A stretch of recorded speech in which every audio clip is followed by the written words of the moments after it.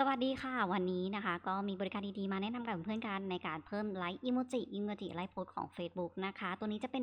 ได้จากโปรไฟล์คนไทยแท้ๆเลยนะคะเพื่อนๆท่านใดอยากเพิ่มยอดไลค์โพสดูวิธีการนี้ตามมาได้เลยค่ะคลิกลิงก์ใต้ล่างคลิปวิดีโอนะคะเข้าสู่เว็บไซต์กันมาเลย